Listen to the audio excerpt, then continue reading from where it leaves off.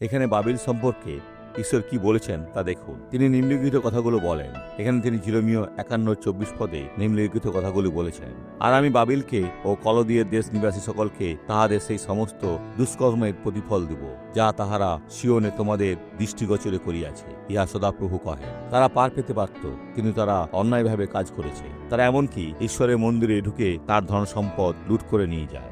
ঈশ্বর বলেছিলেন যে তিনি তাদের এর জন্য মূল্য দেবেন। শেষ বিচারে তাদের কত বড় মূল্য দিতে হবে। আর আপনি যদি ভুল করতে থাকেন, আপনার জরিমানা অনেক বেশি হবে। কিন্তু যদি আপনি সৎকর্ম করতে থাকেন, তাহলে আপনার পুরস্কার হবে মহান। আপনি কি পুরস্কার চান নাকি জরিমানা চান? আসুন প্রার্থনা করি। হে ঈশ্বর, এই ব্যক্তি যেন পুরস্কৃত হন। আমি তাদের জীবনের প্রতিটি মন্দকে তিরস্কার করি, আর আমি বলি, ছেড়ে যাও, চলে যাও, যিশুর নামে। আর আপনি বলুন, আমি বিশ্বাস করি। ধন্য হও।